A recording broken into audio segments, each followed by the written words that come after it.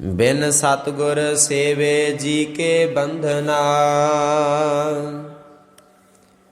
विच हमें कर्म कमाहे। बिन सतगुर सेवे ठौर न पावही, मर जमह आवे जाए। हस्त खेलत तेरे देहरे आया, भगत करत नामा पकड़ उठाया।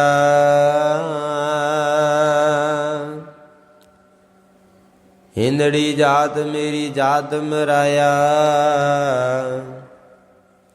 छिंपे के जन्म काहे को आया। ले कंबली चलियो पलटाए,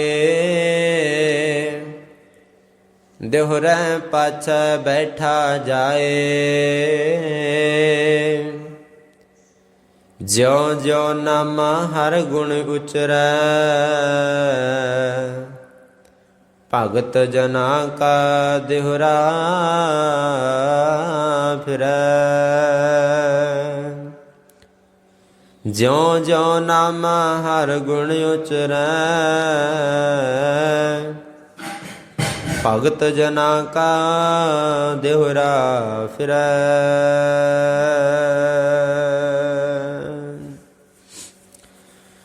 चवर तखत छत्र दे मालक, जुगो जुग टल। गुरता गद्दी उपर सुभाई मान, दसां पात संजन दी जागदी जोत। पूरे सतगुरु धन धन धन साहिब श्री गुरु ग्रंथ साहिब जी महाराज सच्चे पातशाह जी, तिन्हां दी हजूरी विच सुभाईमान गुरु रूप, गुरु प्यारी गुरु सवारी गुरु खालसा साध संगत जीओ। आओ जी, सतगुरु जी दी महान किरपा पार बख्शिश रहमत होई है। सानू ਅੰਮ੍ਰਿਤ ਵੇਲੇ सतगुरु जी ਦੇ ਦਰਸ਼ਨ ਦਿਦਾਰੇ ਕਰਨ ਦਾ ਸੁਭਾਗ ਸਮਾਂ ਪ੍ਰਾਪਤ ਹੋਇਆ ਹੈ। ਸਾਰੀਆਂ ਵਿਚਾਰਾਂ ਤੋਂ ਪਹਿਲਾਂ ਸਤਿਗੁਰੂ ਨੂੰ ਸੀਸ ਨਵਾ ਕੇ ਦੋਵੇਂ ਹੱਥ ਜੋੜ ਕੇ ਪਿਆਰ ਨਾਲ ਆਖੋ ਜੀ, ਵਾਹਿਗੁਰੂ ਜੀ ਕਾ ਖਾਲਸਾ ਵਾਹਿਗੁਰੂ ਜੀ ਕੀ ਫਤਿਹ। ਸਤਿਗੁਰੂ ਜੀ ਅਪਾਰ ਕਿਰਪਾ ਰਹਿਮਤ ਕਰਦੇ ਹਨ। ਰਤਨਾ ਪਾਰਖ ਜੋ ਹੋਵੈ ਸੋ ਰਤਨਾ ਕਰੇ ਵਿਚਾਰ, ਰਤਨਾ ਸਾਰ ਨਾ ਜਾਣਈ ਅਗਿਆਨੀ ਅੰਧ ਅੰਧਾਰ। ਸਤਿਗੁਰੂ ਜੀ ਕਹਿੰਦੇ ਜਿਹੜਾ ਰਤਨਾ ਦਾ ਪਾਰਖ ਹੈ, ਕੀਮਤ ਜਾਣਦਾ ਹੈ ਰਤਨਾ ਦੀ, ਉਹ ਰਤਨਾ ਦਾ ਵਣਜ ਕਰਦਾ ਹੈ। ਪਰ ਜਿਹਨੂੰ ਰਤਨ ਦੀ ਪਰਖ ਨਹੀਂ, ਜਿਹਨੂੰ ਰਤਨ ਦੀ ਕੀਮਤ ਨਹੀਂ ਪਤਾ, ਜੇ ਉਹਨੂੰ ਰਤਨ ਫੜਾ ਦਈਏ, ਹੀਰਾ ਲਾਲ ਮੋਤੀ ਫੜਾ ਦਈਏ ਤੇ ਕੌਡੀਆਂ ਦੇ ਭਾਅ ਵੇਚ ਦਿੰਦਾ ਹੈ। ਇਸੇ ਤਰ੍ਹਾਂ ਸਤਿਗੁਰੂ ਜੀ ਕਹਿੰਦੇ ਪਰਮਾਤਮਾ ਦਾ ਨਾਮ ਹੀਰਿਆਂ ਮੋਤੀਆਂ ਰਤਨਾਂ ਨਾਲੋਂ ਕੀਮਤੀ ਹੈ। ਇਹਨੂੰ ਉਹ ਇਕੱਠਾ ਕਰਦੇ ਜਿਹਨੂੰ ਨਾਮ ਦੀ ਕੀਮਤ ਪਤਾ ਹੈ, ਜਿਹਨੂੰ ਸਿਮਰਨ ਦੀ ਕੀਮਤ ਪਤਾ ਹੈ, ਉਹ ਸਿਮਰਨ ਕਰਦੇ ਹਨ। ਜਿਵੇਂ ਭਗਤ ਜੀ ਕਹਿੰਦੇ ਆ, ਕਿਨਹੀ ਬਣਜਿਆ ਕਾਂਸੀ ਤਾਂਬਾ, ਕਿਨਹੀ ਲੌਂਗ ਸੁਪਾਰੀ, ਸੰਤੋਹ ਬਣਜਿਆ ਨਾਮ ਗੋਬਿੰਦ ਕਾ ਐਸੀ ਖੇਪ ਹਮਾਰੀ। ਹਰ ਕੇ ਨਾਮ ਕੇ ਵਿਉਪਾਰੀ, ਹੀਰਾ ਹਾਥ ਚੜਿਓ ਨਿਰਮੋਲਕ, ਛੂਟ ਗਈ ਸੰਸਾਰੀ। ਸਤਿਗੁਰੂ ਜੀ ਕਹਿੰਦੇ ਇਹ ਹੀਰਿਆਂ ਨਾਲੋਂ ਕੀਮਤੀ ਪਰਮੇਸ਼ਰ ਦਾ ਨਾਮ ਉਹ ਇਕੱਠਾ ਕਰਦੇ ਜਿਨ੍ਹਾਂ ਨੂੰ ਇਸ ਨਾਮ ਦੀ ਕੀਮਤ ਪਤਾ ਵੀ ਜਿੰਨਾ ਜਪਾਂਗੇ, ਜਿੰਨਾ ਇਕੱਠਾ ਕਰਾਂਗੇ, ਸਾਨੂੰ ਓਨਾ ਹੀ ਸੁੱਖ ਮਿਲਣਾ, ਓਨਾ ਹੀ ਆਨੰਦ ਮਿਲਣਾ, ਓਨਾ ਹੀ ਰਸ ਮਿਲਣਾ ਹੈ। ਜਿਹਨੂੰ ਪਤਾ ਨਹੀਂ, ਫਿਰ ਉਹ ਜਿਵੇਂ ਆਪਾਂ ਅੱਗੇ ਵਿਚਾਰ ਕੀਤੀ ਹੈ, ਬੇਨਤੀ ਕੀਤੀ ਹੈ ਵੀ ਉਹ ਕੌਡੀਆਂ ਦੇ ਭਾਅ, ਜੇ ਕਿਸੇ ਦੇ ਹੀਰਾ ਹੱਥ ਚੜ੍ਹ ਜਾਵੇ, ਹੁਣ ਬੱਚੇ ਨੂੰ 100 ਦਾ ਨੋਟ, 200 ਦਾ ਨੋਟ ਫੜਾਈਏ, 500 ਦਾ ਫੜਾਈਏ, ਤੇ ਬੱਚੇ ਨੂੰ ਕੀਮਤ ਨਹੀਂ ਪਤਾ, ਉਹਨੇ ਕਾਗਜ਼ ਸਮਝ ਕੇ ਪਾੜ ਦੇਣਾ ਹੈ। ਪਰ ਜੇ ਉਹੀ ਨੋਟ ਕਿਸੇ ਸਿਆਣੇ ਬੰਦੇ ਨੂੰ ਫੜਾ ਦਈਏ ਤੇ ਉਹ ਸਾਂਭ ਕੇ ਰੱਖਦਾ ਵੀ ਇਹਦੀ ਕੀਮਤ ਹੈ, ਇਹਨੇ ਕੰਮ ਆਉਣਾ ਹੈ। ਇਸੇ ਤਰ੍ਹਾਂ ਸਤਿਗੁਰੂ ਜੀ ਕਹਿੰਦੇ ਨਾਮ ਦੀ ਕੀਮਤ ਉਹ ਜਾਣਦੇ ਜਿਹੜੇ ਨਾਮ ਨੂੰ ਜਪਦੇ ਆ। ਨਾਮ ਨੂੰ ਇਕੱਠਾ ਉਹ ਕਰਦੇ ਆ ਜਿਹੜੇ ਨਾਮ ਦੀ ਕੀਮਤ ਜਾਣਦੇ ਆ। ਤੇ ਸਤਿਗੁਰੂ ਜੀ ਕਹਿੰਦੇ ਫਿਰ ਨਾਮ ਨੂੰ ਜਪ ਕੇ ਉਹਦਾ ਸਿਮਰਨ ਕਰਕੇ ਬੰਧਨਾਂ ਤੋਂ ਮੁਕਤ ਹੋ ਜਾਈਦਾ ਹੈ। ਬੰਧਨ ਸਾਨੂੰ ਪਏ ਹੋਏ ਆ, ਇਹ ਜਨਮ ਮਿਲਿਆ ਇਹ ਵੀ ਬੰਧਨ ਹੈ ਬੜਾ ਵੱਡਾ ਦੁੱਖ ਹੈ। ਇਹ ਜਿਹੜਾ ਜੀਵਨ ਮਿਲਿਆ ਹੈ, ਬੰਦੇ ਦਾ ਸਰੀਰ ਮਿਲਿਆ ਤਾਂ ਵੀ ਇਹ ਦੁੱਖ ਹੈ। ਜੇ ਕਿਸੇ ਹੋਰ ਜੂਨ ਵਿੱਚ ਕੋਈ ਆਇਆ ਤਾਂ ਵੀ ਬੜਾ ਦੁਖੀ ਹੈ।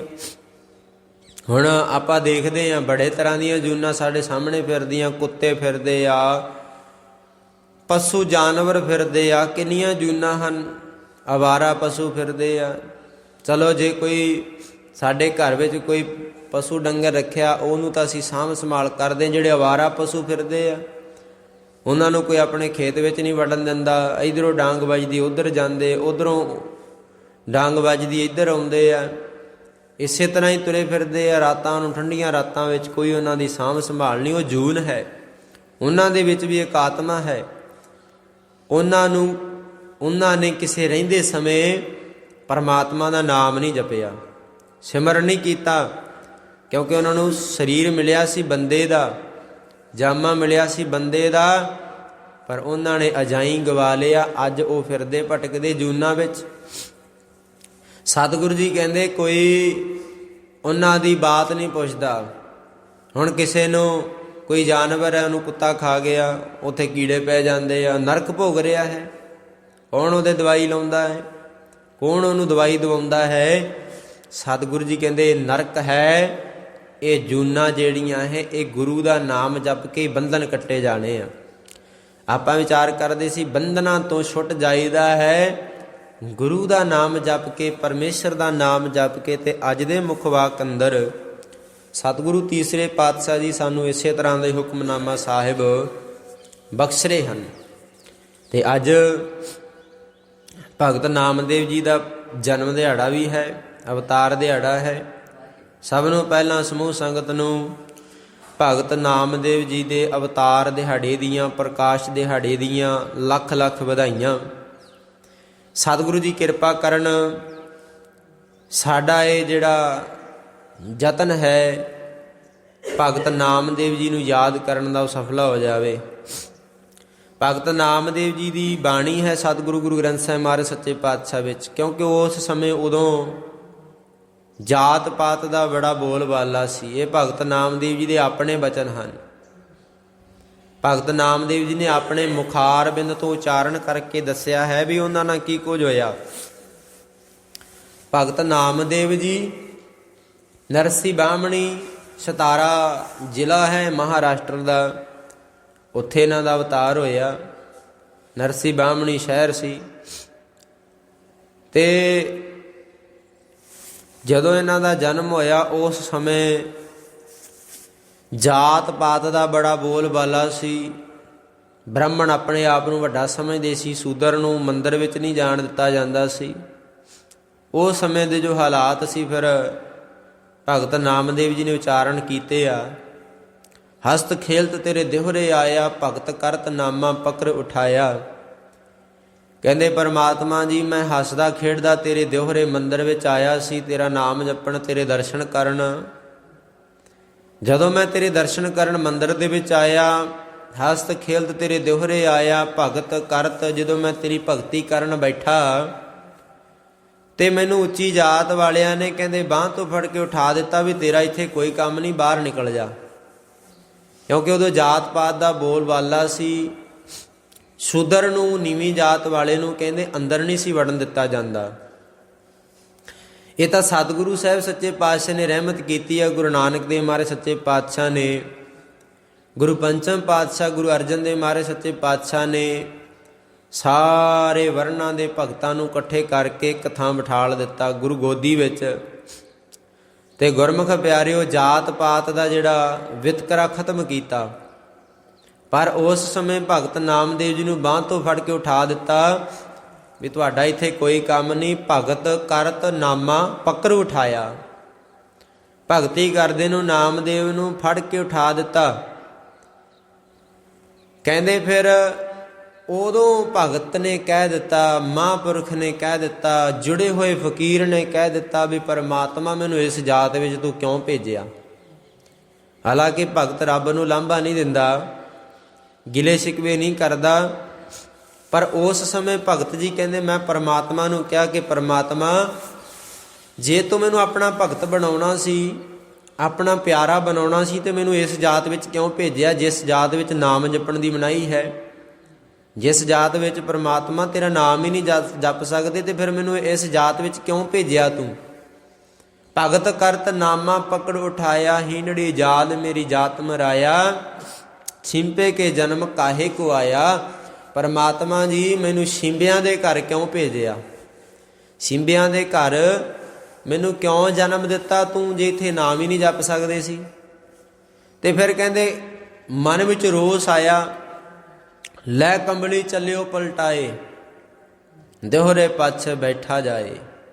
ਕਹਿੰਦੇ ਮੈਨੂੰ ਰੋਸ ਆਇਆ ਤੇ ਮੈਂ ਕੰਬਲੀ ਚੱਕੀ ਤੇ ਮੈਂ ਦਿਹੋਰੇ ਦੇ ਮੰਦਰ ਦੇ ਮਗਰ ਜਾ ਕੇ ਬੈਠ ਗਿਆ। ਤੇ ਪਰਮਾਤਮਾ ਨਾ ਉਸੇ ਤਰ੍ਹਾਂ ਹੀ ਗੱਲਾਂ ਕਰਦਾ ਰਿਹਾ ਵੀ ਪਰਮਾਤਮਾ ਤੇਰੀ ਬੰਦਗੀ ਨਹੀਂ ਸੀ ਕਰ ਸਕਦੇ ਤਾਂ ਤੂੰ ਮੈਨੂੰ ਇਸ ਜੂਨ ਵਿੱਚ ਇਹਨਾਂ ਛਿੰਬਿਆਂ ਦੇ ਘਰ ਕਿਉਂ ਭੇਜਿਆ। ਲੈ ਕੰਬਲੀ ਚੱਲਿਓ ਪਲਟਾਏ, ਦਿਹੋਰੇ ਪਛ ਬੈਠਾ ਜਾਏ। ਫਿਰ ਕਹਿੰਦੇ ਜਿਉਂ ਜਿਉਂ ਨਾਮਾ ਹਰ ਗੁਣ ਉਚਰੈ, ਭਗਤ ਜਨਾ ਕਾ ਦਿਹਰਾ ਫਿਰੈ।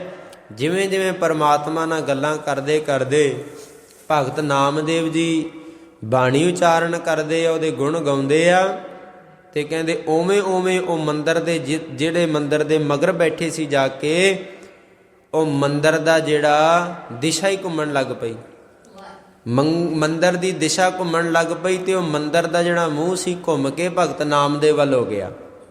ਪਰਮਾਤਮਾ ਨੇ ਲਾਜ ਰੱਖੀ ਵੀ ਮੇਰੇ ਭਗਤ ਨੂੰ ਤੁਸੀਂ ਬਾਹਰ ਕੱਢ ਦਿੱਤਾ, ਪਰਮਾਤਮਾ ਨੇ ਦੇਹਰਾ ਮੰਦਰ ਹੀ ਘੁਮਾ ਦਿੱਤਾ। ਤੇ ਫਿਰ ਸਤਿਗੁਰੂ ਜੀ ਬਾਣੀ ਉਚਾਰਨ ਕਰਕੇ ਕਹਿੰਦੇ ਆ, ਗੁਰੂ ਰਾਮਦਾਸ ਮਹਾਰਾਜ ਜੀ ਕਹਿੰਦੇ ਹਰ ਜੁਗ ਜੁਗ ਭਗਤ ਉਪਾਇਆ, ਪੈਜ ਰੱਖਦਾ ਆਇਆ ਰਾਮ ਰਾਜੇ, ਹਰ ਨਾਖਸ ਦੁਸ਼ਟ ਹਰ ਮਾਰਿਆ। ਪ੍ਰਹਿਲਾਦ ਤਰਾਇਆ ਅਹੰਕਾਰੀਆਂ, ਨਿੰਦਕਾਂ ਪਿੱਠ ਦੇ ਨਾਮ ਦਿਓ ਮੁਖ ਲਾਇਆ।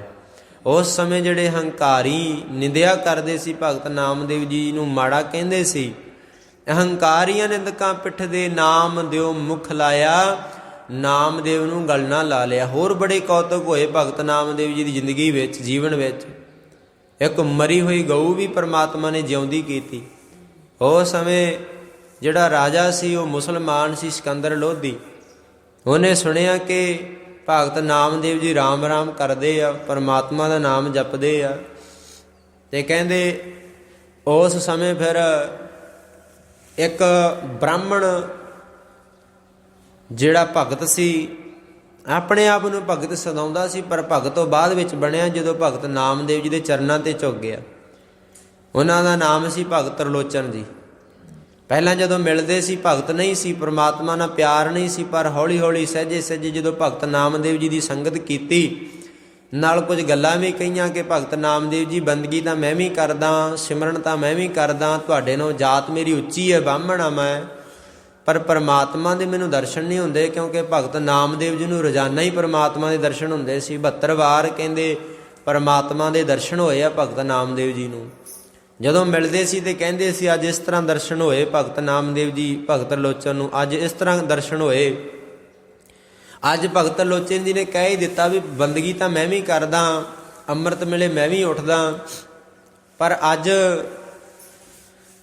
ਤੱਕ ਮੈਨੂੰ ਪਰਮਾਤਮਾ ਦੇ ਦਰਸ਼ਨ ਨਹੀਂ ਹੋਏ। ਤੁਹਾਨੂੰ ਕਿਵੇਂ ਹੋ ਜਾਂਦੇ ਆ? ਤੁਹਾਡੀ ਤਾਂ ਜਾਤ ਵੀ ਨੀਵੀਂ ਆ, ਮੇਰੀ ਜਾਤ ਉੱਚੀ ਹੈ। ਕਿਉਂਕਿ ਉਸ ਸਮੇਂ ਜਾਤ ਦਾ ਬੋਲਬਾਲਾ ਸੀ, ਬੜਾ ਆਪਣੇ ਆਪ ਨੂੰ ਉੱਚਾ ਸਮਝਦੇ ਸੀ ਬ੍ਰਾਹਮਣ ਲੋਕ। ਫਿਰ ਭਗਤ ਨਾਮਦੇਵ ਜੀ ਨੇ ਪਰਮਾਤਮਾ ਨੂੰ ਸਿਫਾਰਿਸ਼ ਪਾਈ ਕਿ ਮੇਰਾ ਇੱਕ ਮਿੱਤਰ ਹੈ, ਉਹਨੂੰ ਵੀ ਦਰਸ਼ਨ ਦਿਓ। ਪਰਮਾਤਮਾ ਕਹਿਣ ਲੱਗਿਆ ਵੀ ਉਹਦੇ ਵਿੱਚ ਹੰਕਾਰ ਹੈ। ਇੱਕ ਤਾਂ ਉਹ ਜਾਤ ਦਾ ਅਭਿਮਾਨ ਕਰਦਾ ਹੈ, ਦੂਸਰਾ ਉਹ ਬੰਦਗੀ ਦਾ ਦਾਅਵਾ ਕਰਦਾ ਹੈ, ਭਗਤੀ ਦਾ ਦਾਅਵਾ ਕਰਦਾ ਵੀ ਮੈਂ ਪਰਮਾਤਮਾ ਦਾ ਭਗਤ ਹਾਂ। ਪਰਮਾਤਮਾ ਨੂੰ ਦਾਅਵਾ ਨਹੀਂ ਚਾਹੀਦਾ। ਬੰਦਗੀ ਕੀਤੀ ਹੈ ਤੇ ਨਿਮਰਤਾ ਵਿੱਚ ਰਹਿ ਕਰਵਾਈ ਪਰਮਾਤਮਾ ਨੇ, ਨਾਮ ਜਪਿਆ ਤੇ ਉਹ ਪਰਮਾਤਮਾ ਨੇ ਜਪਾਇਆ, ਅਸੀਂ ਆਪਣੇ ਜ਼ੋਰ ਨਾਲ ਨਹੀਂ ਜਪਿਆ। ਪਰ ਉਹ ਭਗਤ ਲੋਚਨ ਦਾਅਵਾ ਕਰਦਾ ਵੀ ਮੈਂ ਤੇਰੀ ਬੰਦਗੀ ਕਰਦਾ, ਮੈਂ ਇੰਨਾ ਨਾਮ ਜਪਦਾ। ਤੀਸਰਾ ਕੋਈ ਉਹਦਾ ਗੁਰੂ ਪੀਰ ਨਹੀਂ ਹੈ। ਭਗਤ ਨਾਮਦੇਵ ਜੀ ਨੇ ਪਰਮਾਤਮਾ ਨੂੰ ਜਦੋਂ ਸਿਫਾਰਿਸ਼ ਪਾਈ ਵੀ ਕਿਰਪਾ ਕਰਕੇ ਉਹਨੂੰ ਵੀ ਦਰਸ਼ਨ ਦਿਓ। ਤੇ ਪਰਮਾਤਮਾ ਨੇ ਕਿਹਾ ਵੀ ਉਹਨੂੰ ਕਹੇ ਤੂੰ ਗੁਰੂ ਧਾਰਨ ਕਰ ਕੋਈ। ਜਦੋਂ ਦੂਸਰੇ ਦਿਨ ਪੁੱਛਿਆ ਭਗਤ ਤਰਲੋਚਨ ਜੀ ਨੇ ਵੀ ਤੁਸੀਂ ਮੇਰੀ ਸਿਫਾਰਿਸ਼ ਪਾਈ ਸੀ ਪਰਮਾਤਮਾ ਨੂੰ ਵੀ ਮੈਨੂੰ ਦਰਸ਼ਨ ਕਿਉਂ ਨਹੀਂ ਦਿੰਦਾ, ਤੇ ਭਗਤ ਨਾਮਦੇਵ ਜੀ ਕਹਿਣ ਲੱਗੇ ਪਾਈ ਸੀ। ਪਰਮਾਤਮਾ ਨੇ ਹੱਸ ਕੇ ਕਿਹਾ ਵੀ ਇੱਕ ਤਾਂ ਉਹਦੇ 'ਚ ਜਾਤ ਦਾ ਅਭਿਮਾਨ ਹੈ, ਦੂਸਰਾ ਉਹ ਬੰਦਗੀ ਦਾ ਦਾਅਵਾ ਕਰਦਾ ਹੈ ਵੀ ਮੈਂ ਇੰਨਾ ਨਾਮ ਜਪਦਾ, ਤੀਸਰਾ ਉਹਦਾ ਕੋਈ ਗੁਰੂ ਪੀਰ ਨਹੀਂ, ਗੁਰੂ ਨਹੀਂ ਹੈ। ਜੇ ਕੋਈ ਗੁਰੂ ਧਾਰਨ ਕਰ ਲਵੇ ਤੇ ਤੈਨੂੰ ਦਰਸ਼ਨ ਹੋ ਜਾਣ। ਫਿਰ ਭਗਤ ਤਰਲੋਚਨ ਜੀ ਨੇ ਭਗਤ ਨਾਮਦੇਵ ਜੀ ਦੇ ਚਰਨਾਂ 'ਤੇ ਸੀਸ ਝੁਕਾ ਦਿੱਤਾ, ਚਰਨਾਂ 'ਤੇ ਝੁਕ ਗਏ। ਕਹਿਣ ਲੱਗੇ ਤੁਹਾਡੇ ਨਾਲੋਂ ਵੱਡਾ ਗੁਰੂ ਕੌਣ ਹੋ ਸਕਦਾ ਮੇਰਾ, ਕਿਉਂਕਿ ਤੁਸੀਂ ਰੋਜ਼ਾਨਾ ਹੀ ਪਰਮਾਤਮਾ ਦੇ ਦਰਸ਼ਨ ਕਰਦੇ ਹੋ। ਮੈਂ ਤਾਂ ਤੁਹਾਨੂੰ ਹੀ ਗੁਰੂ ਧਾਰਨ ਕਰਨਾ ਹੈ। ਭਗਤ ਨਾਮਦੇਵ ਜੀ ਨੂੰ ਭਗਤ ਤਰਲੋਚਨ ਜੀ ਨੇ ਫਿਰ ਗੁਰੂ ਧਾਰਨ ਕੀਤਾ। ਜਦੋਂ ਗੁਰੂ ਧਾਰਨ ਕਰਨ ਵਾਸਤੇ ਚਰਨਾਂ 'ਤੇ ਸੀਸ ਝੁਕਾਇਆ ਤੇ ਗੁਰਮੁਖ ਪਿਆਰਿਓ ਜਾਤ ਦਾ ਅਭਿਮਾਨ ਵੀ ਟੁੱਟ ਗਿਆ। ਇੱਕ ਬ੍ਰਾਹਮਣ ਨੇ ਇੱਕ ਸ਼ੂਦਰ ਦੇ ਚਰਨਾਂ 'ਤੇ ਸੀਸ ਝੁਕਾ ਦਿੱਤਾ, ਜਾਤ ਦਾ ਅਭਿਮਾਨ ਖਤਮ ਹੋ ਗਿਆ। ਜਦੋਂ ਜਾਤ ਦਾ ਅਭਿਮਾਨ ਖਤਮ ਹੋ ਗਿਆ, ਪਰਮਾਤਮਾ ਕਹਿਣ ਲੱਗਿਆ ਉਹ ਬੰਦਗੀ ਦਾ ਦਾਅਵਾ ਕਰਦਾ, ਬੰਦਗੀ ਦਾ ਦਾਅਵਾ ਵੀ ਖਤਮ ਹੋ ਗਿਆ ਕਿਉਂਕਿ ਪਰਮਾਤਮਾ ਦੇ ਦਰਸ਼ਨ ਹੀ ਨਹੀਂ ਹੋਏ।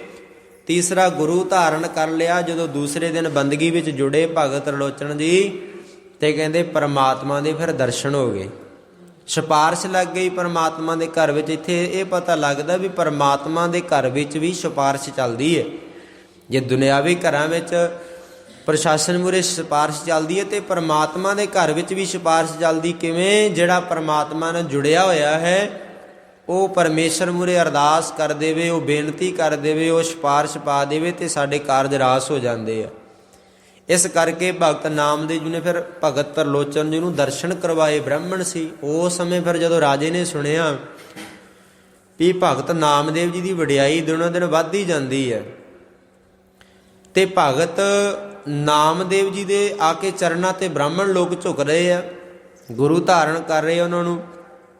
ਫਿਰ ਜਿਹੜਾ ਉੱਥੋਂ ਦਾ ਸਿਕੰਦਰ ਲੋਧੀ ਰਾਜਾ ਸੀ, ਉਹਨਾਂ ਨੇ ਕਹਿੰਦੇ ਉਹਨੂੰ ਸੱਦਿਆ ਭਗਤ ਨਾਮਦੇਵ ਜੀ ਨੂੰ ਵੀ ਪੇਸ਼ ਹੋਵੋ ਸਾਡੇ ਦਰਬਾਰ ਵਿੱਚ, ਸਾਨੂੰ ਆਪਣੀ ਪਾਵਰ ਦਿਖਾਓ ਵੀ ਤੁਹਾਡਾ ਰਾਮ ਜਿਹੜਾ ਹੈ ਤੁਸੀਂ ਨਾਮ ਜਪਦੇ ਹੋ, ਇਹ ਬੰਦਗੀ ਹੈ ਵੀ ਤੁਹਾਡੇ ਕੋਲੇ, ਸ਼ਕਤੀ ਹੈ ਵੀ, ਜਾਂ ਵੈਸੇ ਤੁਸੀਂ ਲੋਕ ਵਿਖਾਵਾ ਕਰਦੇ ਹੋ। ਇੱਕ ਮਰੀ ਹੋਈ ਗਾਂ ਰੱਖੀ, ਗਾਂ ਤਾਂ ਰੱਖੀ ਕਿਉਂਕਿ ਉਸ ਸਮੇਂ ਜਿਹੜਾ ਰਾਜਾ ਸੀ ਉਹ ਮੁਸਲਮਾਨ ਸੀ, ਸਿਕੰਦਰ ਲੋਧੀ। ਨਾਮ ਭਗਤ ਨਾਮਦੇਵ ਜੀ ਰਾਮ ਦਾ ਜਪਦੇ ਸੀ। ਕਹਿਣ ਲੱਗੇ ਜੇ ਜਾਂ ਤਾਂ ਗਊ ਜਿਉਂਦੀ ਕਰੋ ਜਾਂ ਤੁਹਾਨੂੰ ਮੌਤ ਦੇ ਘਾਟ ਉਤਾਰ ਦੇਣਾ ਹੈ, ਆਪਣੀ ਮੌਤ ਪ੍ਰਵਾਨ ਕਰ ਲਓ, ਤੇ ਜਾਂ ਤੁਸੀਂ ਆਪਣੇ ਰਾਮ ਨਾਮ ਦੀ ਸ਼ਕਤੀ ਦਿਖਾਓ, ਇਸ ਗਾਂ ਨੂੰ ਜਿਉਂਦੀ ਕਰੋ। ਤੇ ਕਹਿੰਦੇ ਫਿਰ ਜਦੋਂ ਭਗਤ ਨਾਮਦੇਵ ਜੀ ਦੀ ਮਾਂ ਨੂੰ ਪਤਾ ਲੱਗਿਆ ਵੀ ਭਗਤ ਨਾਮਦੇਵ ਨੂੰ ਫੜ ਕੇ ਲੈ ਗਏ। ਮਾਵਾਂ ਦਾ ਪਿਆਰ ਹੁੰਦਾ ਆਪਣੇ ਬੱਚਿਆਂ ਨਾਲ, ਪ੍ਰੀਤ ਹੁੰਦੀ ਹੈ। ਮਾਂ ਭੱਜ ਕੇ ਆਈ ਤੇ ਰਾਜਾ ਕਹਿਣ ਲੱਗਿਆ ਜਾਂ ਤੁਸੀਂ ਅੱਲਾ ਦਾ ਨਾਮ ਜਪਣ ਲੱਗ ਜਾਓ, ਰਾਮ ਰਾਮ ਕਹਿਣਾ ਛੱਡ ਦਿਓ, ਅੱਲਾ ਅੱਲਾ ਕਹੋ। ਉਹ ਕਹਿਣ ਲੱਗੇ ਕਹਿੰਦੇ ਹਾਂ ਜ਼ਰੂਰ ਅਸੀਂ ਅੱਲਾ, ਬਾਣੀ ਵਿੱਚ ਵੀ ਜ਼ਿਕਰ ਆਉਂਦਾ ਭਗਤ ਨਾਮਦੇਵ ਜੀ ਦੀ, ਪਰ ਅਸੀਂ ਤੇਰੇ ਡਰ ਤੋਂ ਨਹੀਂ ਕਹਿੰਦੇ, ਅਸੀਂ ਆਪਣੀ ਮੌਜ ਵਿੱਚ ਕਵਾਂਗੇ ਜੇ ਕਵਾਂਗੇ ਵੀ, ਕਿਉਂਕਿ ਹੈ ਤਾਂ ਇੱਕ ਹੀ ਪਰਮਾਤਮਾ, ਅੱਲਾ ਵੀ ਉਹ ਹੈ, ਰਾਮ ਵੀ ਉਹ ਹੈ, ਵਾਹਿਗੁਰੂ ਵੀ ਉਹੀ ਹੈ। ਪਰ ਜੇ ਸਾਨੂੰ ਝੁਕਾ ਕੇ ਕਹਿਣਾ ਚਾਹਵੇਂ, ਜੇ ਸਾਨੂੰ ਜ਼ੋਰ ਨਾ ਕਹਿਣਾ ਚਾਹਵੇਂ, ਫਿਰ ਨਹੀਂ ਕਹਿੰਦੇ ਅਸੀਂ ਆਪਣੀ ਮੌਜ ਨਾ ਕਵਾਂਗੇ। ਕਹਿੰਦੇ ਅਸੀਂ ਐ ਨਹੀਂ ਕਹਿੰਦੇ ਵੀ ਤੂੰ ਧੱਕੇ ਨਾ ਸਾਨੂੰ ਕਵਾਵੇਂ। ਰਾਮ ਤਾਂ ਅਸੀਂ ਕਹਿੰਦੇ ਨਹੀਂ, ਗਊ ਜਿਉਂਦੀ ਪਰਮਾਤਮਾ ਦਾ ਹੁਕਮ ਹੈ, ਜੇ ਉਹ ਚਾਹਵੇ ਤੇ ਕਰ ਸਕਦਾ, ਨਹੀਂ ਤਾਂ ਅਸੀਂ ਉਹਦੀ ਰਜਾ ਵਿੱਚ ਦਖਲ ਨਹੀਂ ਦਿੰਦੇ। ਅਸੀਂ ਨਹੀਂ ਉਹਨੂੰ ਕਹਿੰਦੇ ਵੀ ਤੂੰ ਗਊ ਜਿਉਂਦੀ ਕਰ ਆ ਕੇ। ਤੇ ਦੂਸਰਾ ਜੇ ਤੂੰ ਸਾਨੂੰ ਮੌਤ ਦੇ ਘਾਟ ਉਤਾਰਨਾ, ਮੌਤ ਦੇਣੀ ਹੈ ਤਾਂ ਦੇ ਸਕਦਾ, ਤੇਰੀ ਮਰਜ਼ੀ ਹੈ। ਚੌਂਕ ਵਿੱਚ ਬਿਠਾਲ ਦਿੱਤਾ ਗਿਆ, ਗਾਂ ਮੂਹਰੇ ਰੱਖ ਦਿੱਤੀ। ਮੂਹਰੇ ਹੁਣ ਗਾਂ ਪਈ ਮਰੀ ਹੋਈ ਤੇ ਕਹਿੰਦੇ ਇਤਿਹਾਸ ਕਹਿੰਦਾ ਵੀ 7.5 ਘੜੀਆਂ ਚੌਂਕ ਵਿੱਚ ਬੈਠੇ ਰਹੇ, ਲੋਕ ਇਕੱਠੇ ਹੁੰਦੇ ਰਹੇ। ਭਗਤ ਨਾਮਦੇਵ ਜੀ 7.5 ਘੜੀਆਂ, 7 ਘੜੀਆਂ ਇਤਿਹਾਸ ਕਹਿੰਦਾ 3.5 ਘੰਟੇ ਬਣਦੇ ਆ, 4 ਬੈਠੇ ਰਹੇ ਚੌਂਕ ਵਿੱਚ, ਦੁਨੀਆ ਇਕੱਠੀ ਹੁੰਦੀ ਗਈ। ਪਰ ਭਗਤ ਨਾਮਦੇਵ ਜੀ ਨੇ ਪਰਮਾਤਮਾ ਦੇ ਭਾਣੇ ਵਿੱਚ ਦਖਲ ਨਹੀਂ ਦਿੱਤੀ, ਭਾਵੇਂ ਰੋਜ਼ਾਨਾ ਹੀ ਦਰਸ਼ਨ ਹੁੰਦੇ ਸੀ ਰੱਬ ਦੇ। ਇੱਥੇ ਕੋਈ ਇੱਕ ਅੱਧੀ ਅਰਦਾਸ ਪੂਰੀ ਹੋਣ ਲੱਗ ਜਾਵੇ ਨਾ ਤੇ ਫਿਰ ਇਹ ਫੁੱਲਿਆ ਨਹੀਂ ਸਮਾਉਂਦਾ ਵੀ ਮੇਰੀ ਤਾਂ ਰੱਬ ਸੁਣਦਾ ਹੈ। ਕੋਈ ਅਰਦਾਸ ਪੂਰੀ ਹੋ ਜਾਵੇ ਤੇ 4 ਬੰਦਿਆਂ ਨੂੰ ਦੱਸਦਾ ਵੀ ਮੈਂ ਅਰਦਾਸ ਕੀਤੀ ਸੀ, ਪੂਰੀ ਹੋ ਗਈ, ਤੇ ਉਧਰ ਰੋਜ਼ਾਨਾ ਹੀ ਪਰਮਾਤਮਾ ਦਰਸ਼ਨ ਦਿੰਦਾ ਹੈ, ਪਰ ਭਾਣੇ ਵਿੱਚ ਦਖਲ ਨਹੀਂ ਦਿੰਦੇ। ਆਰਾਮ ਨਾਲ ਬੈਠੇ ਆ, 7 ਘੜੀਆਂ ਬੀਤ ਗਈਆਂ, 3.5-4 ਘੰਟੇ ਬੀਤ ਗਏ, ਲੋਕ ਇਕੱਠੇ ਹੋ ਰਹੇ ਆ ਚੌਂਕ ਵਿੱਚ, ਪਰ ਕਹਿੰਦੇ ਜਦੋਂ ਸਮਾਂ ਬਤੀਤ ਹੋਇਆ, ਹੁੰਦਾ ਗਿਆ, ਪਰਮਾਤਮਾ ਨੂੰ ਨਹੀਂ ਕਿਹਾ ਵੀ ਤੂੰ ਗਊ ਜਿਉਂਦੀ ਕਰ, ਨਾਮ ਦੀ ਪਾਵਰ ਦਿਖਾ। ਕਿਉਂਕਿ ਭਗਤ ਤਾਂ ਜਾਣਦਾ ਹੈ ਨਾ ਮੇਰੇ ਰੱਬ ਵਿੱਚ ਕਿੰਨੀ ਪਾਵਰ ਹੈ, ਪਰ ਕਿਸੇ ਦੇ ਕਹਿਣ ਤੇ ਨਹੀਂ। ਪਰਦੇ ਵਿੱਚ ਛੁਪ ਕੇ ਰਹਿੰਦੇ ਜਿਹੜੇ ਭਗਤ ਪਿਆਰੇ ਹੁੰਦੇ ਆ, ਜਿਨ੍ਹਾਂ ਦੀ ਪਰਮਾਤਮਾ ਸੁਣਦਾ, ਉਹਨਾਂ ਨੇ ਦੁਨੀਆ ਤੋਂ ਕੀ ਲੈਣਾ ਹੈ। ਤੇ ਕਹਿੰਦੇ ਫਿਰ ਜਦੋਂ 7 ਘੜੀਆਂ ਬੀਤ ਗਈਆਂ, 7 ਘੜੀਆਂ ਬੀਤ ਗਈਆਂ, ਫਿਰ ਪਰਮਾਤਮਾ ਆਪ ਹੀ ਪ੍ਰਗਟ ਹੋਇਆ, ਆਪ ਹੀ ਪ੍ਰਗਟ ਹੋ ਗਿਆ ਪਰਮਾਤਮਾ। ਜਦੋਂ ਪਰਮਾਤਮਾ ਪਰਮੇਸ਼ਰ ਪ੍ਰਗਟ ਹੋ ਗਿਆ, ਭਗਤ ਨਾਮਦੇਵ ਜੀ ਨੂੰ ਕਹਿਣ ਲੱਗਿਆ, ਦੱਸ ਭਗਤ ਨਾਮਦੇਵ ਕੀ ਹੁਕਮ ਹੈ ਤੇਰਾ, ਕੀ ਕਰਾਂ ਦੱਸ, ਧਰਤੀ ਪਲਟਾ ਦਿਆਂ, ਆ ਧਰਤੀ ਮੁੱਧੀ ਮਾਰ ਦਿਆਂ।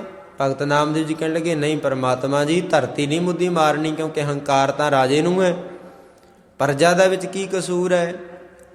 ਜੇ ਉਥਲ ਪੁਥਲ ਹੋ ਗਈ ਤੇ ਸਾਰੇ ਜੀਆ ਜੰਤੂ ਲੋਕਾਈ ਦਾ ਬੁਰਾ ਹਾਲ ਹੋ ਜਾਣਾ ਹੈ, ਇਹ ਨਹੀਂ ਕਰਨਾ। ਸਤਿਗੁਰੂ ਜੀ, ਅਹੰਕਾਰ ਤਾਂ ਰਾਜੇ ਨੂੰ ਹੈ। ਫਿਰ ਪਰਮੇਸ਼ਰ ਕਹਿਣ ਲੱਗਿਆ, ਗਾਂ ਜਿਉਂਦੀ ਕਰ ਦੇਵਾਂ।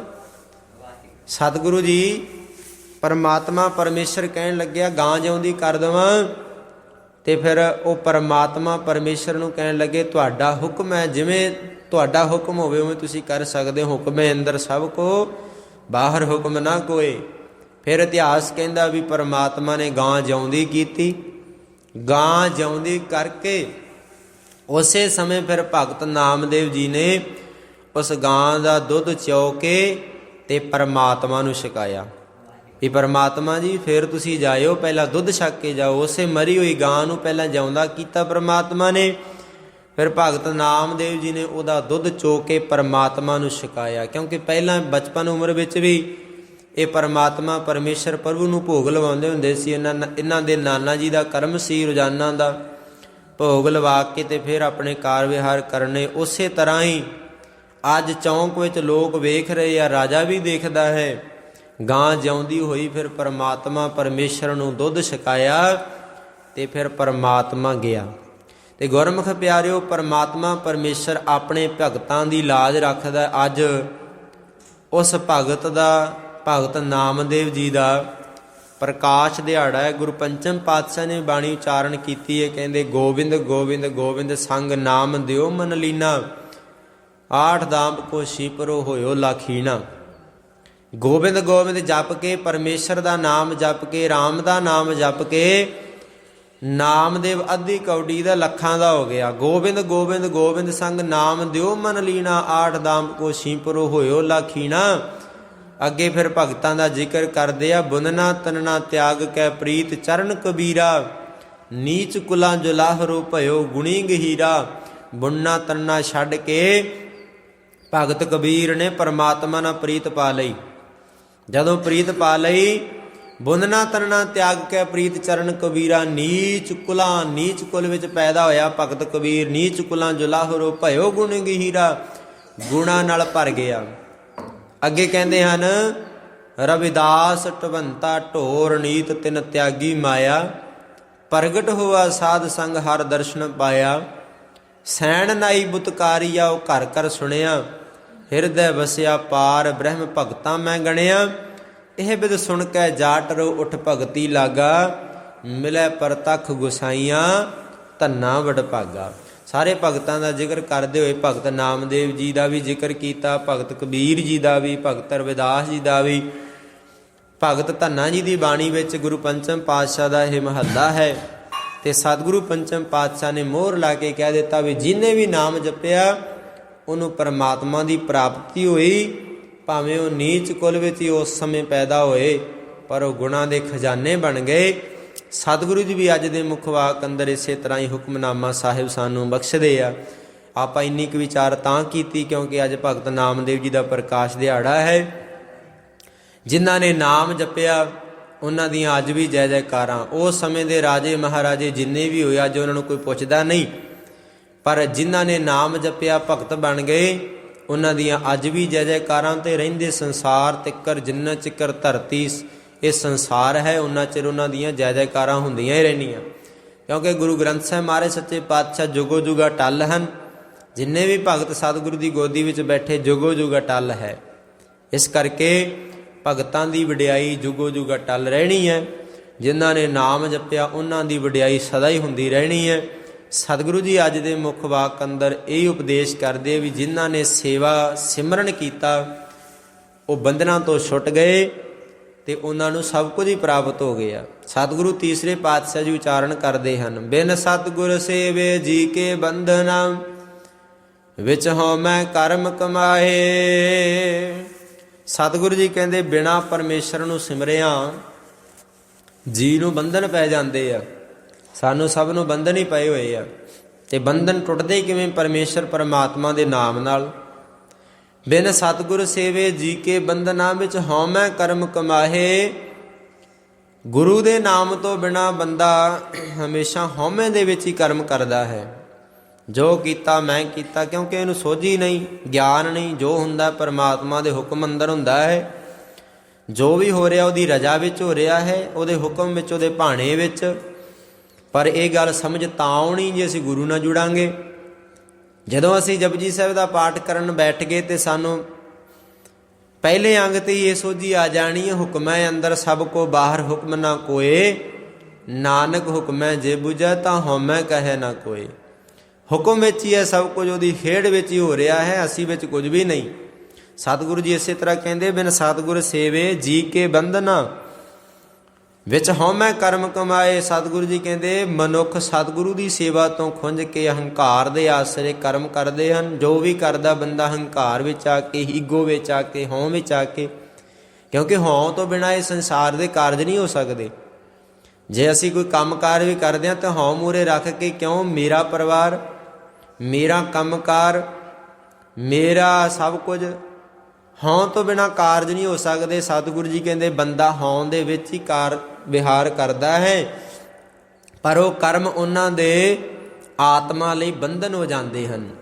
ਬੰਧਨਾਂ ਵਿੱਚ ਬੰਦਾ ਫਸਦਾ ਤੁਰਿਆ ਜਾਂਦਾ। ਅੱਗੇ ਸਤਿਗੁਰੂ ਜੀ ਕਹਿੰਦੇ, ਬਿਨ ਸਤਿਗੁਰ ਸੇਵੇ ਠੌਰ ਨ ਪਾਵਈ ਮਰ ਜੰਮੈ ਆਵੈ ਜਾਏ। ਠੌਰ ਦਾ ਅਰਥ ਟਿਕਾਣਾ,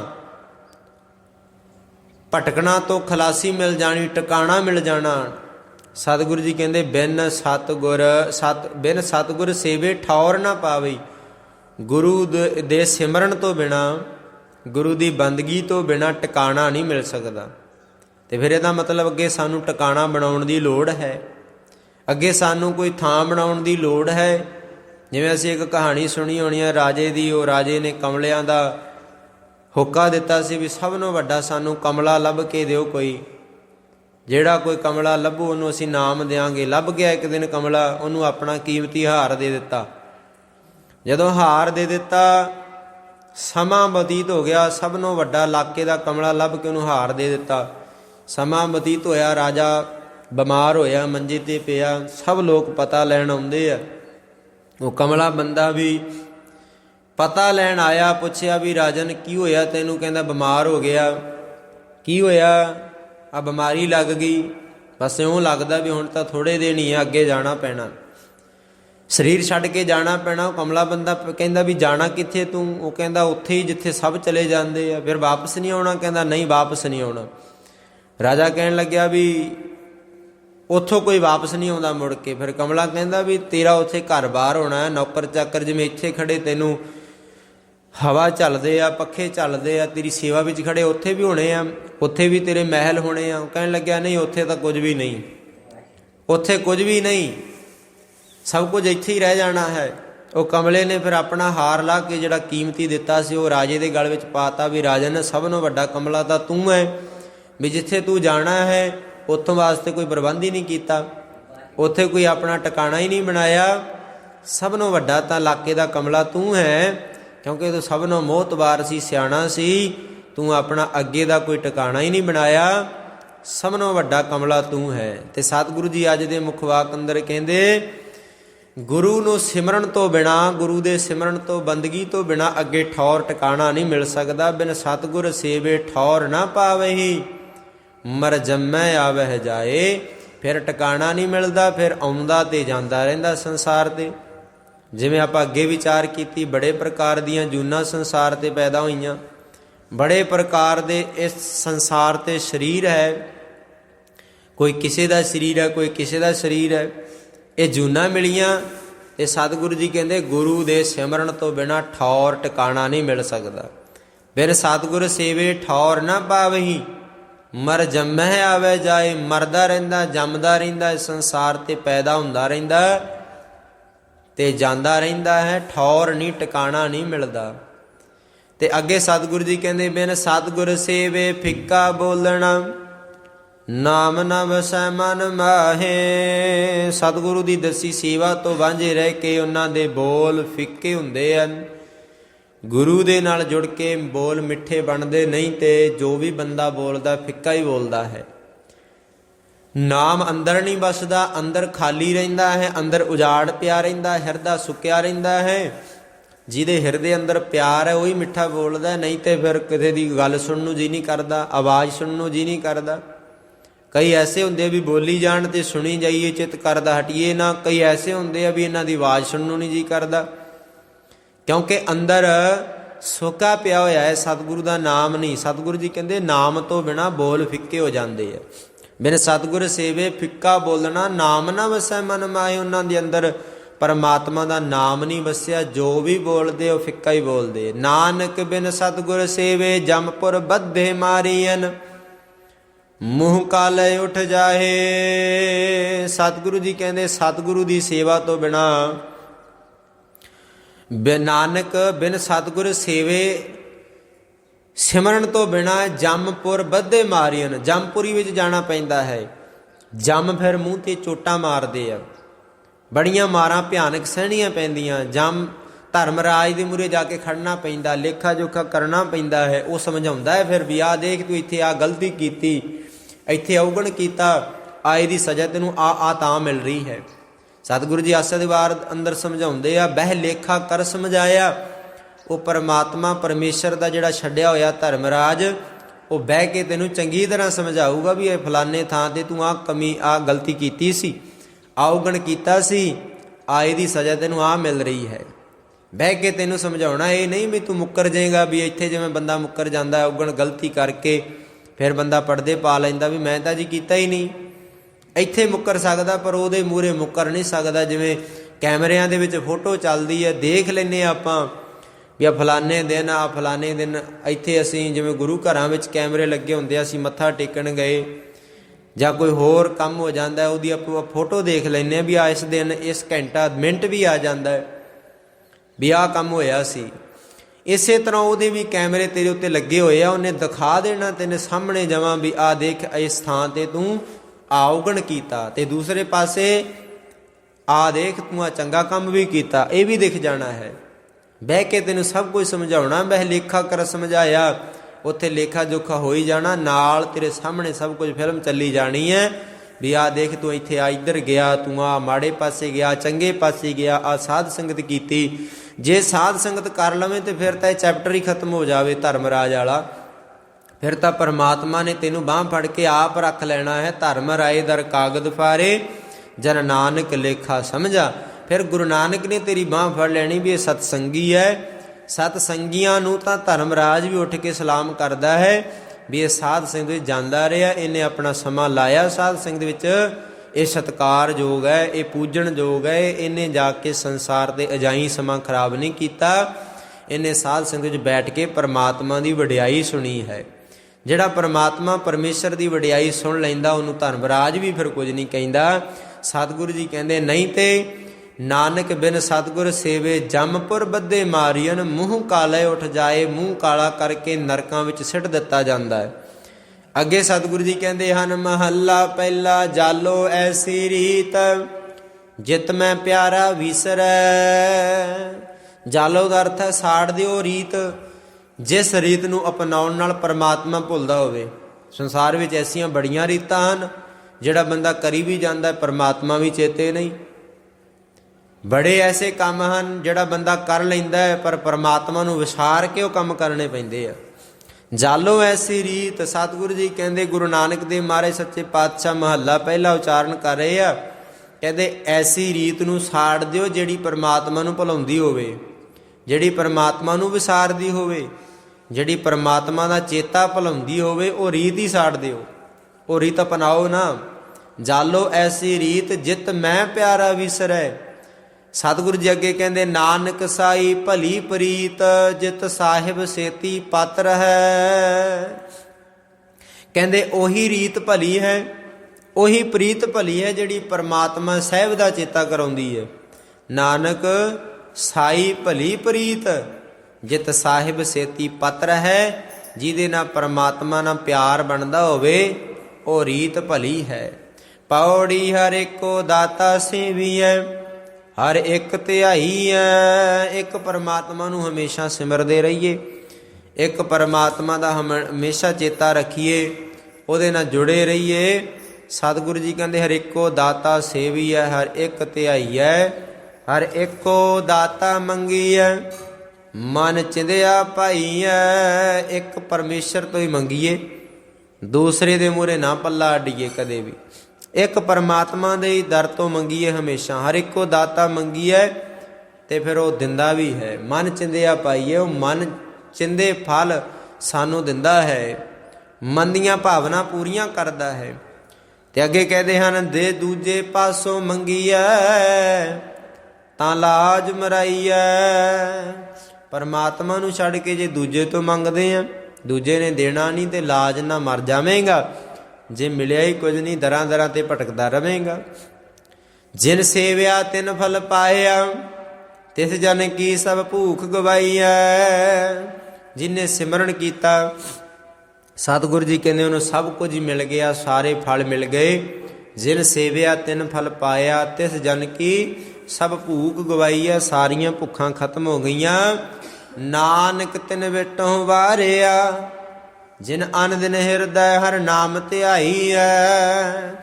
ਅਖੀਰਲੀ ਪੰਕਤੀ ਵਿੱਚ ਸਤਿਗੁਰੂ ਜੀ ਕਹਿੰਦੇ ਹਨ, ਕਹਿੰਦੇ ਮੈਂ ਉਹਨਾਂ ਤੋਂ ਬਲਿਹਾਰ ਜਾਨਾ, ਉਹਨਾਂ ਮਨੁੱਖਾਂ ਤੋਂ ਸਦਾ ਹੀ ਵਾਰ ਨੇ ਜੋ ਹਰ ਵੇਲੇ ਪਰਮਾਤਮਾ ਦਾ ਸਿਮਰਨ ਕਰਦੇ ਆ, ਉਸ ਪਰਮਾਤਮਾ ਨੂੰ ਸਿਮਰਦੇ ਰਹਿੰਦੇ ਆ। ਨਾਨਕ ਤਿਨ ਵਿਟੋਂ ਵਾਰਿਆ, ਜਿਨ ਅਨ ਦਿਨ ਹਿਰਦੈ ਹਰ ਨਾਮ ਧਿਆਈਐ। ਸਦਾ ਜਿਹੜੇ ਪਰਮਾਤਮਾ ਦਾ ਸਿਮਰਨ ਕਰਦੇ, ਬੰਦਗੀ ਕਰਦੇ ਆ। ਸਤਿਗੁਰੂ ਗੁਰੂ ਨਾਨਕ ਦੇਵ ਮਹਾਰਾਜ ਸੱਚੇ ਪਾਤਸ਼ਾਹ ਕਹਿੰਦੇ ਮੈਂ ਉਹਨਾਂ ਤੋਂ ਬਲਿਹਾਰ ਜਾਨਾ। ਗੁਰੂ ਤੀਸਰੇ ਪਾਤਸ਼ਾਹ ਜੀ ਕਹਿੰਦੇ ਉਹ ਵਡਭਾਗੀ ਜੀਵ ਹਨ ਜਿਹੜੇ ਪਰਮਾਤਮਾ ਦੀ ਬੰਦਗੀ ਵਿੱਚ, ਸਿਮਰਨ ਵਿੱਚ ਲੱਗ ਕੇ ਆਪਣੀ ਜੀਵਨ ਜ਼ਿੰਦਗੀ ਨੂੰ ਸਫਲਾ ਕਰਦੇ ਆ। ਉਹ ਆਏ ਸੰਸਾਰ ਤੇ ਪ੍ਰਵਾਨ ਹੋ ਜਾਂਦੇ ਆ ਜੀ। ਇਹ ਸੀ ਸਤਿਗੁਰੂ ਜੀ ਦਾ ਅੱਜ ਦਾ ਮੁੱਖ ਵਾਕ। ਆਪ ਸੰਗਤਾਂ ਨੇ ਬੜੇ ਪਿਆਰ ਸਤ ਬੈਠ ਕੇ ਸਰਵਣ ਕੀਤਾ ਜੀ। ਗਲਤੀਆਂ ਭੁੱਲਾਂ ਦੀ ਖਿਮਾ। ਆਸੀਸ ਦੇਣੀ ਦਿਓ ਸਜਣ ਆਸੀਸਣੀਆਂ, ਜੇ ਹੋਵੈ ਸਾਹਿਬ ਸੋ ਮੇਲ। ਅੱਜ ਅਸੀਂ ਭਗਤ ਨਾਮਦੇਵ ਜੀ ਦੀ ਵਡਿਆਈ ਵਿੱਚ 5-7 ਮਿੰਟ 10 ਮਿੰਟ ਲਾਏ, ਇਸ ਕਰਕੇ ਥੋੜਾ ਸਮਾਂ ਕਾਫੀ ਹੋ ਗਿਆ, ਇਸ ਕਰਕੇ ਗਲਤੀਆਂ ਭੁੱਲਾਂ ਦੀ ਖਿਮਾ। ਆਸੀਸ ਦੇਣੀ ਦਿਓ ਸੱਜਣ ਆਸੀਸੜੀਆਂ, ਜੇ ਹੋਵੈ ਸਾਹਿਬ ਸਿਓ ਮੇਲ। ਬੁਲਾਓ ਫਤਿਹ ਜੀ, ਆਖੋ ਵਾਹਿਗੁਰੂ ਜੀ ਕਾ ਖਾਲਸਾ ਵਾਹਿਗੁਰੂ ਜੀ ਕੀ ਫਤਿਹ। ਜਪੋ ਸਤਿਨਾਮ ਸਤਿਨਾਮ ਸਤਿਨਾਮ ਜੀ। ਵਾਹਿਗੁਰੂ